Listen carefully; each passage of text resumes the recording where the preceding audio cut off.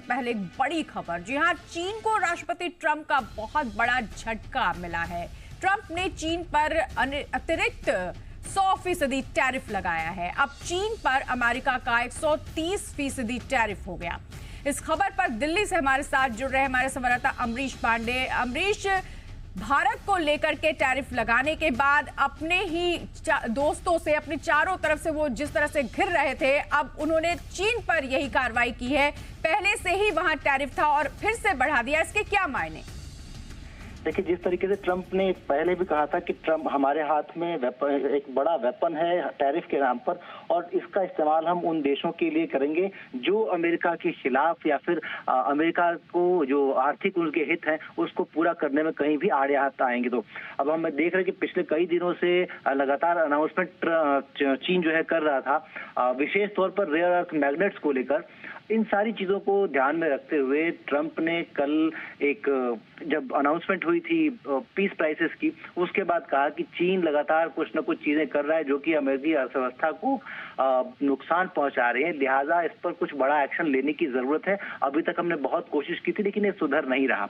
उसके बाद हमने देखा कि रात के 2:30 बजे जो प्रेस कॉन्फ्रेंस अमेरिकी समय के अनुसार उनकी शाम में जो प्रेस कॉन्फ्रेंस हुई है, तो उसमें ट्रंप ने अनाउंसमेंट की है कि 1 नवंबर से चीन से आने वाले सभी उत्पाद जो अमेरिका में आ रहे हैं उस पर मौजूदा टैरिफ के ऊपर 100% और टैरिफ लगेगा। यानी कि जो मौजूदा 30% की ड्यूटी थी चीनी सामान पर, उसको 100% और बढ़ाया, यानी कि कुल टोटल अब 130% का ड्यूटी लगा दिया है अमेरिका ने चीन के सारे सामान पर। और ये प्रभावी होगा 1 नवंबर से, यानी कि अगले कुछ दिनों बाद ये लागू हो जाएगा। इसी बीच एक जो पहली बातचीत थी जहां उनका ये कहना था कि हम चीन से डील को लेकर आगे बढ़ रहे हैं और हम चौथे हफ्ते में अक्टूबर के मुलाकात कर सकते हैं ट्रंप और शी जिनपिंग। ट्रंप ने कल जो अनाउंसमेंट की उसके बाद ये भी कहा कि हालांकि हमने ये कैंसिल नहीं किया है लेकिन हम उनसे मुलाकात करेंगे। इस बात की संभावनाएं लगातार कम होती जा रही हैं। अब ये उन्हें कोशिश करनी है कि वो किस तरीके से बातचीत होगी। तो कुल मिला के ये कहा जा सकता है कि ट्रंप ने जो टैरिफ वेपनाइजिंग की बात थी उसको लेकर अब वो आगे बढ़ रहे हैं और अब ऐसे तमाम देशों पर जो उनकी बातों को नहीं मानेंगे इस टैरिफ बम का ही वो इस्तेमाल करेंगे।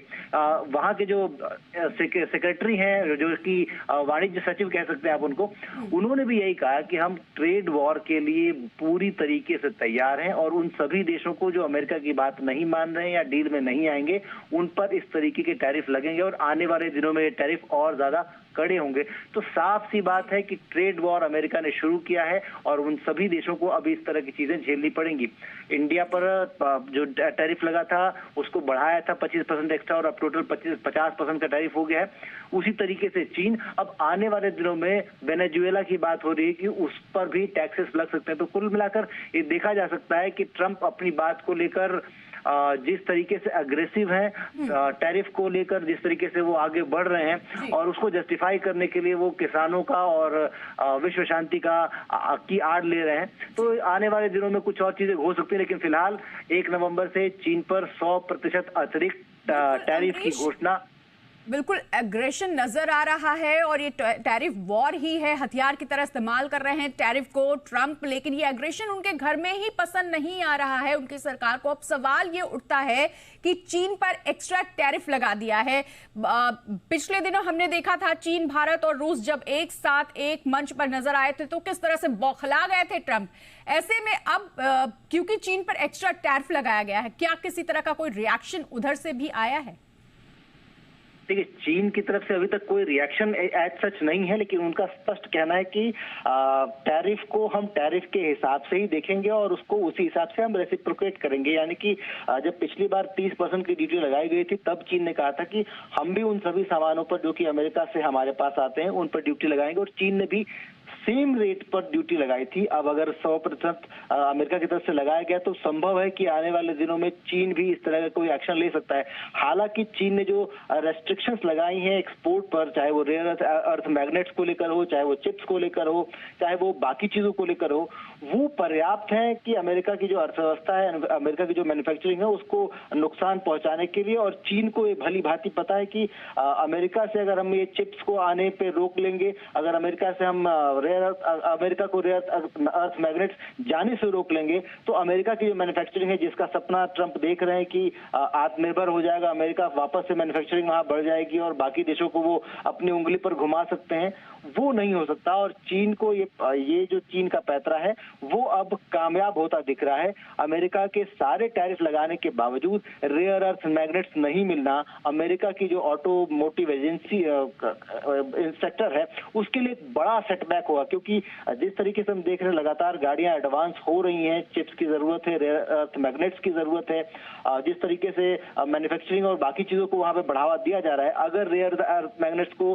चीन रोकता है तो आगे अमेरिका में इस तरह की जो इंडस्ट्री है उसको बड़ा नुकसान झेलना पड़ सकता है। और ये बड़ा हथियार चीन के पास भी है, तो लिहाजा उनको रिएक्शन की जरूरत नहीं है। अगर वो रेस्ट्रिक्शंस और बढ़ा देंगे तो अपने आप अमेरिका लाइन पे आ जाएगा। जी, कुल 1 नवंबर से लागू होने वाला है, 130% टैरिफ हो जाएगा चीन के लिए। कहां पे ये एक्स्ट्रा टैरिफ लगाया गया है अभी तक, अमरीश? देखिए, एक्स्ट्रा टैरिफ हर उस देश पे लगाया है ट्रंप ने जो कि उनसे डील में नहीं आगे बढ़ रहे हैं। मसलन भारत से अगर शुरुआत करें तो भारत ने जब ये कहा कि भी हम आपके साथ ट्रेड डील कर रहे हैं, उन्होंने ट्रेड डील की बात कही, लेकिन जब ट्रेड डील उनकी शर्तों पे नहीं हो रही थी तो उन्होंने टैरिफ का इस्तेमाल किया। चीन से भी इसी बात को लेकर शुरुआत हुई थी और उसके बाद वहां से कुछ जो रेयर अर्थ मैग्नेट से वो जब आना शुरू हो गए तो उन्होंने 30% पे ड्यूटी रोक दी थी। अब नहीं बात बढ़ी आगे तो वो उस पर ड्यूटी लगा रहे हैं।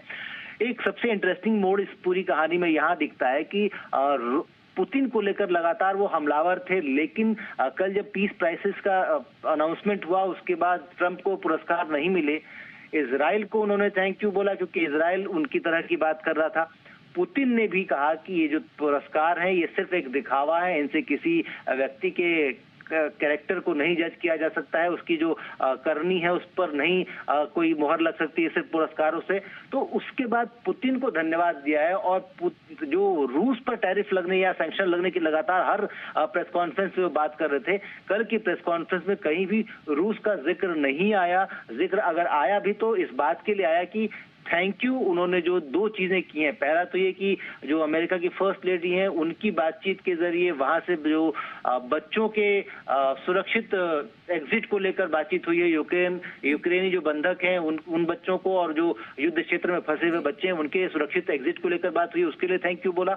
और जिस तरीके से पीस प्राइसेस को लेकर या नोबेल प्राइज को लेकर क्रिटिसाइज किया है उस पर भी थैंक यू बोला। तो ये एक बड़ा अजीब सा मोड़ है कि जिस पर हमलावर थे इस बार उसको थैंक यू बोला, और जिसको थैंक यू बोलने की बात कर रहे थे, चीन से मुलाकात की बात कर रहे थे, अक्टूबर के आखिरी हफ्ते में यानी कि 31 अक्टूबर के आसपास ये मुलाकात होनी थी शी जिनपिंग और ट्रंप की। अब ये कहा जा रहा है कि शायद वो मुलाकात नहीं हो या टल सकती है या उसके पहले कुछ और चीजें हो सकती हैं। तो संभव है चीन से बातचीत से पहले टैरिफ वॉर का इस्तेमाल करके चीन को नेगोशिएट करने का एक और ग्राउंड वो बना रहे हैं। बिल्कुल, और इसीलिए कहा जाता है कि मोस्ट अनप्रिडिक्टेबल हैं ट्रंप, क्योंकि वो कहां किसको अपना दोस्त बना ले और कहां किसे अपना दुश्मन समझ ले ये कहना बहुत मुश्किल है। बहुत शुक्रिया तमाम जानकारी के लिए अमरीश।